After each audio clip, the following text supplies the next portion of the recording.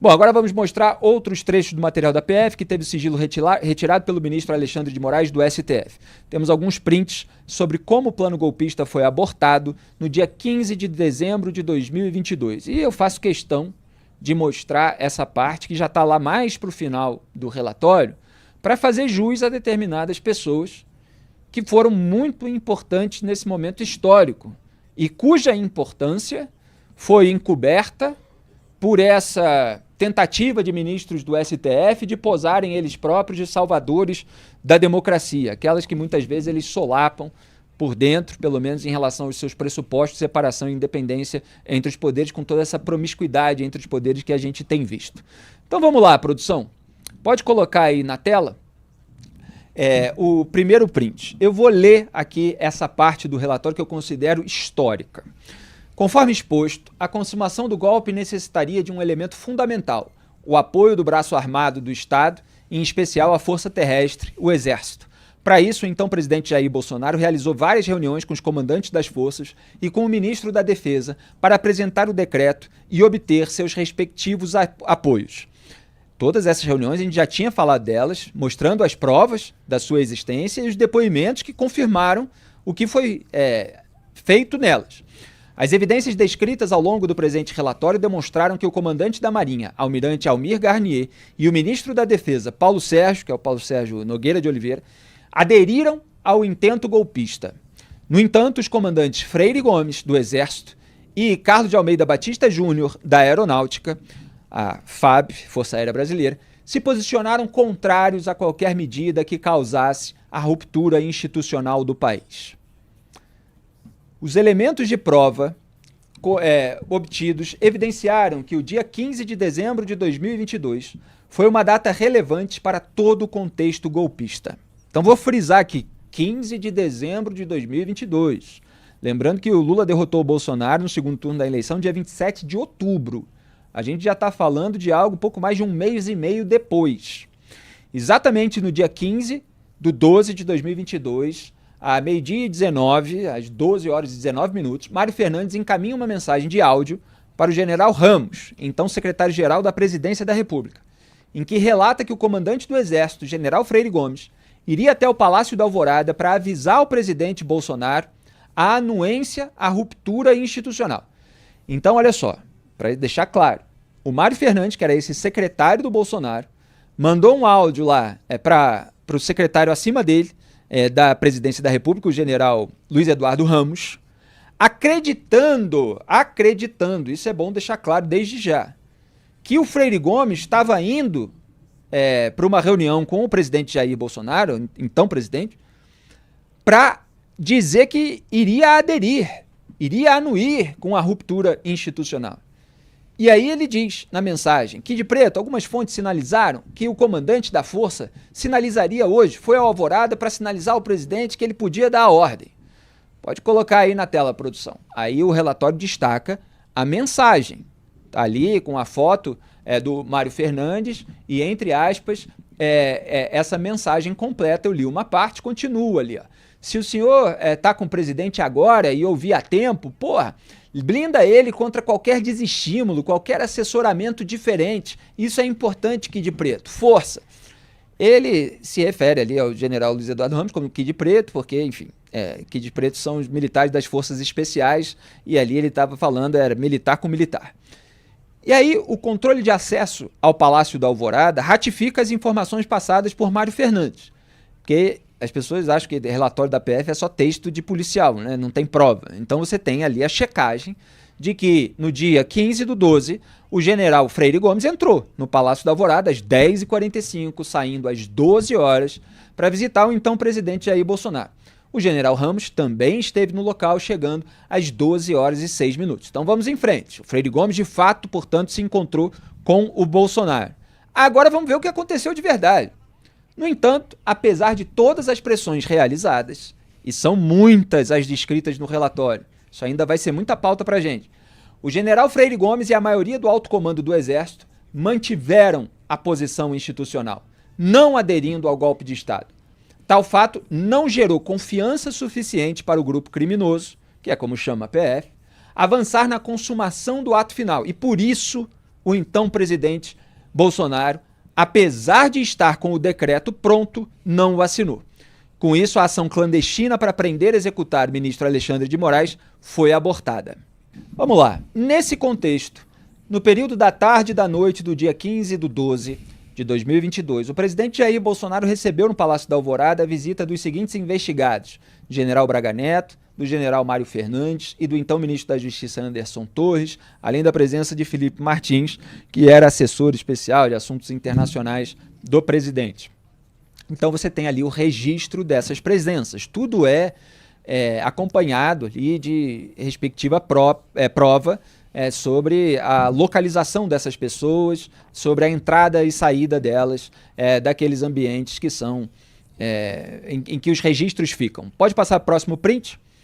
Conforme já exposto no tópico anterior, as trocas de mensagens entre o coronel Gustavo Gomes e o investigado Sérgio Cavalieri no dia 16/12 apontam o resultado da reunião contrário aos interesses golpistas. Então a gente estava falando da reunião do Freire Gomes, comandante do Exército, com o Bolsonaro no dia 15. Aí a PF, o que faz? Ela vasculha ali as mensagens que os militares em torno, aqueles que tinham trama, ímpetos golpistas, etc., trocaram no dia seguinte sobre o conteúdo daquela reunião. E o coronel Gustavo Gomes envia uma mensagem encaminhada em que diz, aspas, infelizmente a FAB, está se referindo à aeronáutica, afrouxou e o EB, está se referindo ao Exército Brasileiro, agora também está afrouxando. A mensagem prossegue se referindo à Marinha do Brasil, MB, e ao Presidente da República, PR. Aspas, somente o MB quer guerra, quer dizer, somente a Marinha, né, o chefe da Marinha. Portanto, ele estava se referindo ali ao Almir Garnier. O PR, Presidente da República, realmente foi abandonado. Fecho aspas.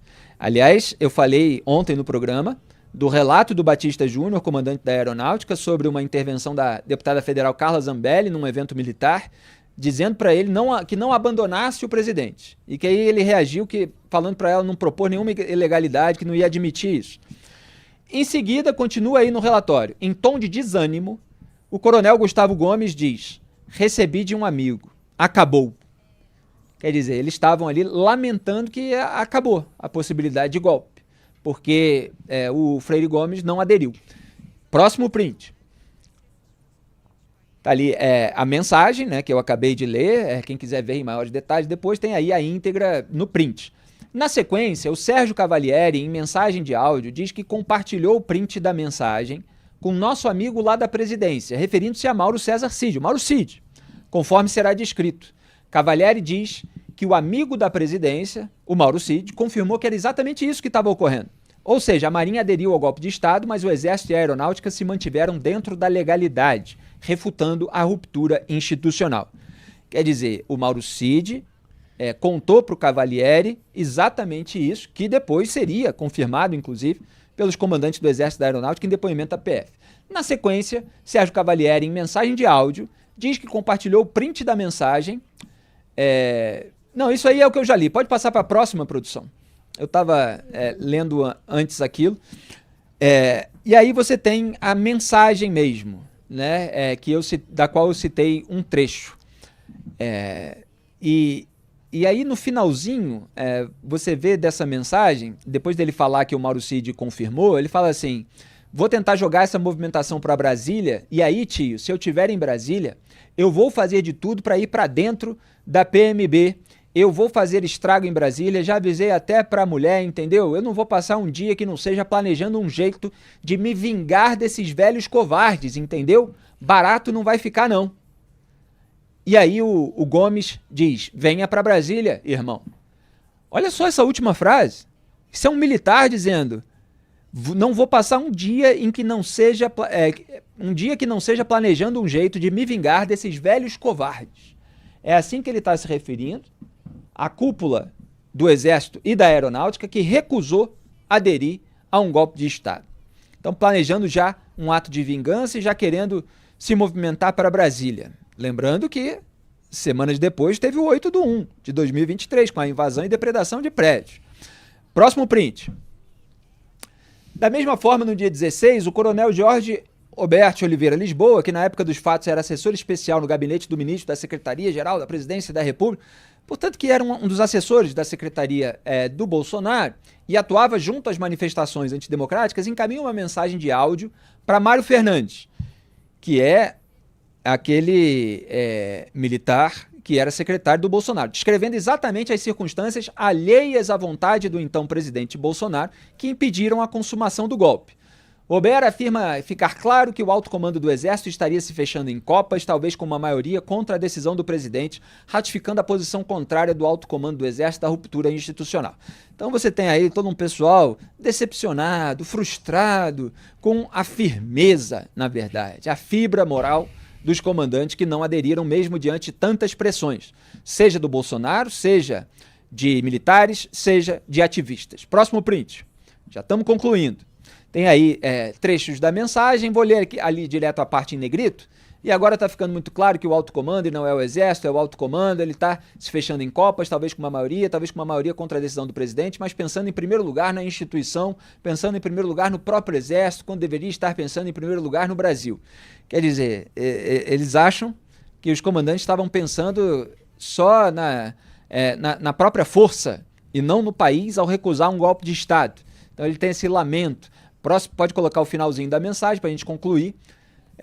Não é hora de pensar, não vou colocar entre aspas, no Exército Futebol Clube. A hora agora é de pensar no Brasil, ainda que soframos desgaste, mas nós temos que entender, e isso é que tem que ficar claro, que a maioria do povo está dando legitimidade para o atual presidente, para a sua continuidade. Parêntese meu, Bolsonaro tinha perdido a eleição. A maioria do eleitorado votou contra ele, como sabe qualquer pessoa.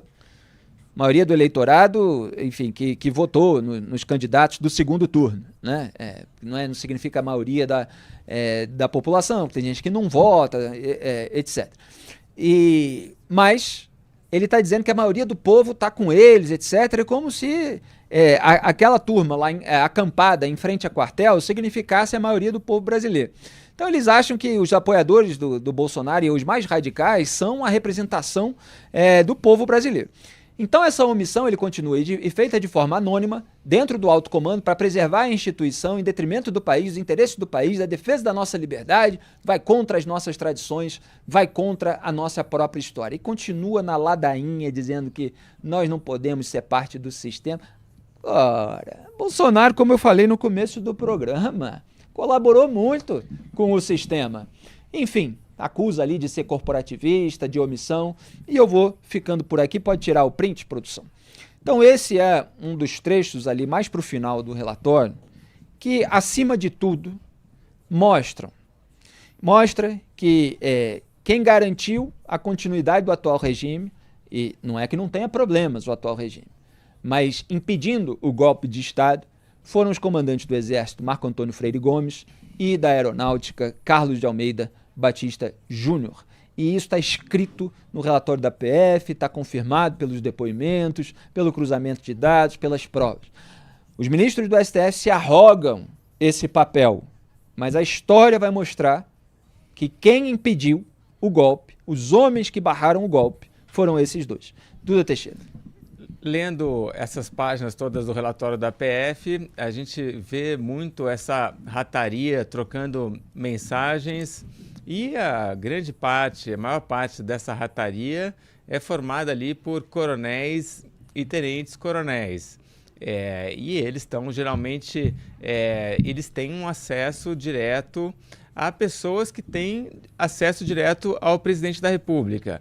Esse grupo, principalmente, é o Mauro Cid, né? O Mauro Cid, eu acho que é o que mais aparece ali conversando com essa rataria, e ele diz ali, não, mas o Bolsonaro isso, o Bolsonaro aquilo, embora a gente não veja as mensagens do Bolsonaro.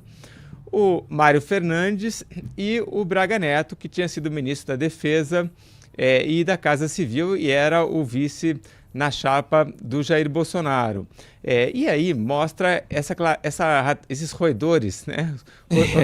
Patriotas roedores em ação, mostram muito a politização que teve nas Forças Armadas, principalmente no Exército, nessa época do Bolsonaro. As Forças Armadas são instrumentos do Estado brasileiro, não deve haver interferência política. Isso já deu enroscos enormes no passado no Brasil. Isso é inconstitucional, mas eles se colocam ali quase como tendo a obrigação de fazer alguma coisa, alguma atitude política, achando, como você falou, Felipe, que tem esse apoio do povo, quando o apoio do povo foi expresso na eleição em que o Lula ganhou. E nessas conversas também a gente não vê praticamente os generais conversando, né? Porque os generais são os chefes dessa rataria e que vários deles, não ali o Garnier, mas a turma ali no topo da hierarquia militar resistiu. No alto comando do Exército, que é composto por 16 generais, 4 estrelas, 12 foram contra qualquer tentativa de golpe e 4 teriam sido favoráveis.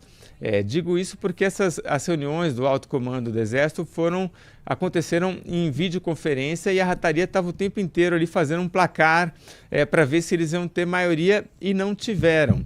Mas, enfim, a rataria conversando aí mostra claramente como foi essa politização. E a gente teve aqui no intervalo, o Felipe leu um comentário de uma leitora, né? Os brasileiros todos se ferrando por causa do Jair Bolsonaro. Puxa, imagina se o Freire Gomes tivesse topado essa aventura, o que não teria acontecido. E eu prometi, no final do último bloco, mostrar para vocês a mensagem do coronel, entre aspas, Velame, era o codinome que aparecia no celular, mas que foi identificado como sendo o coronel Reginaldo Vieira de Abreu, em que ele fala da rataria. No meio de um diálogo mais longo, evidentemente, a gente não vai perder muito tempo com isso, mas está lá na cronologia que eu publiquei em Um Antagonista Maiores Detalhes. Então vamos colocar o print só para o pessoal visualizar, já que foi tão citado aqui, as pessoas terem a dimensão do que essa gente falava. Então olha só, aspas, Kid Preto, o presidente, ele tem que fazer uma reunião petit comitê. O pessoal ia fazer uma reunião essa semana, o comandante do Exército, aí chegou Paulo Guedes, chegou o pessoal da TCU, da AGU, aí não pode, tem esse pessoal acima da linha da ética, não pode estar nessa reunião. Tem que ser petit comitê, pô. Tem que ser a rataria, ele e a rataria, com o comandante do Exército, mas petit comitê. Essa galera não pode estar aí, pô. Aí tem que debater o que vai ser feito.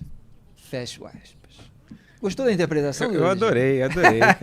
Interessante essas frases. Esse pessoal acima da linha da ética, né? Quer dizer, ainda exaltou quem será que merece? Então...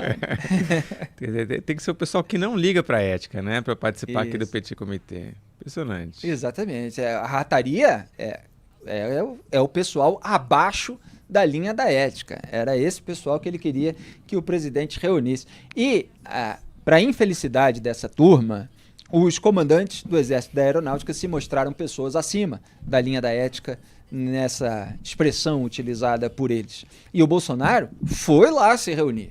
Sabia que precisava do apoio dos comandantes das Forças Armadas. E o que ele ouviu? Ele ouviu do Freire Gomes que se ele fosse adiante, se ele levasse adiante a consumação do golpe, que ele seria responsabilizado penalmente, que ele próprio, Freire Gomes, o Exército Brasileiro, poderia prendê-lo, né, de acordo com o relato até do Carlos Batista Júnior. O Freire Gomes falou isso no seu depoimento à Polícia Federal. Está lá na minha cronologia. Ele fala que alertei o presidente que ele poderia sofrer as consequências penais, etc. Ele fala de uma maneira um pouco mais rebuscada, e o Carlos Batista Júnior fala, olha, o Freire Gomes falou que se Bolsonaro fizesse isso, ia ser preso. Então, Bolsonaro amarelou, sentiu que poderia ser preso até antes do que, eventualmente, se ele deixasse o poder, ele poderia e ainda pode ser preso por ordem do Supremo Tribunal Federal.